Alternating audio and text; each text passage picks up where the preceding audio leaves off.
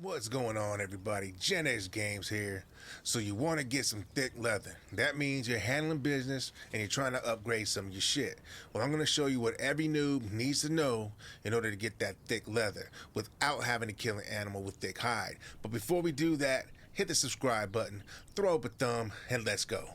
Alright, so in the last episode, we had to make a tannery in order to get the tar that you needed in order to make the steel fire. But in order to do that, you had to be a level 10. The cool thing is when you unlock the tannery, you also unlock the tanner table. You also unlock the lesser wheel of pain, which in turn unlocks the truncheon and the fiber binding. These are all the things that you're going to need in order to make some thick leather. You're going to need a tanner's table, a lesser wheel of pain, a truncheon, and fiber bindings. Let's go ahead and get started with making a tanner's table. So we break out a construction hammer. We're going to go to smithing, and you need 100 wood. All right, once you got your wood, break out your crafting hammer, and let's go ahead and craft the table. We got that. The next thing we're going to need is the wheel of pain. Break out your crafting hammer, hit the left bumper. We're going to go to companions, and there you should have the lesser wheel of pain. You need 200 wood, 200 stones, 50 iron bars, and 50 twine. Once you got the supplies you need, let's go ahead and break out our crafting hammer and place the wheel of pain. Good to go. Now that we got those two pieces, let's go ahead and craft our truncheon. Now, when you unlock the wheel of pain, you also unlock the ability to craft a truncheon in your crafting tools. Go down, find the truncheon, get the resources that you need, which you should already have, and go ahead and craft it. Go ahead and place that in your quick menu, and you're also going to need some fiber bindings. Just so happens that we have enough to make one, so let's go ahead and craft that.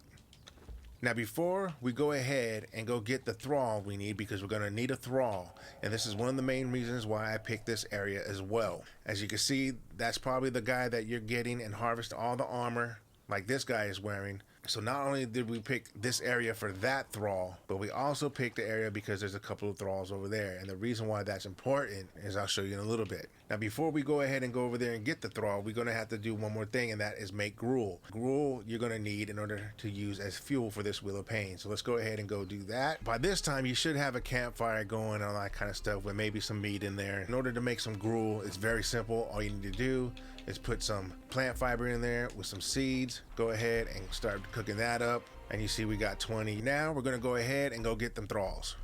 Again, I am in cloak mode and god mode, which is why these people are not attacking. The cool thing is if you want an easy way to get a fighter, this guy over here is always a fighter. The other cool thing is this guy is always an armorer. I have not seen him spawn as anything else except for an armorer and some type of fighter. It could be a fighter or an archer. Put your fiber bindings into your quick menu, whip out your truncheon, knock this guy out, pull out your fiber bindings, press X, and now you got your first thrall. And what we do is just go ahead and bring them back to your wheel of pain.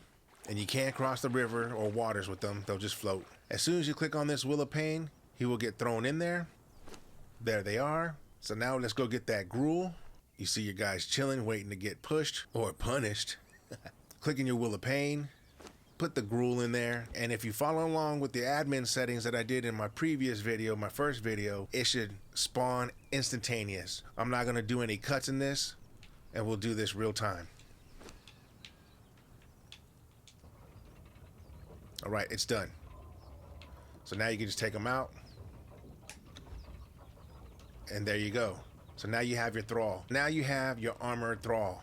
The thing about the armored thrall is you can't place them in your quick menu to put them down. It says this thrall cannot be placed. The only ones that can be placed are fighter thralls, a fighter, an archer, something like that. However, these guys can be put at a station. You would think they'd be put at an armorer's bench, but in this case, if you put it at the tanner's table, if you look on the right hand side, just so you know, this thick leather and fur and layered silk should not be there. This happens at level 60. Everything else happens once you get the crafting table. As soon as you put this armor in there, notice what happens on the right hand side.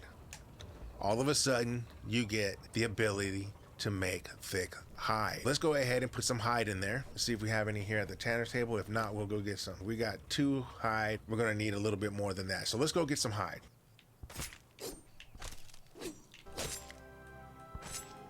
Now that we're back, let's go ahead and place some of the hide into the tanner's table.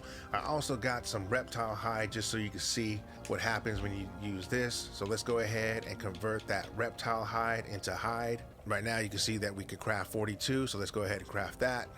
While that's happening, we'll go ahead and put this hide into the table as well, and you see that we have 312 altogether. Due to the admin setting changes, this crafted fairly quickly. In order to get some thick hide, we also need some twine. And once you got that, let's place it in the tanner's table.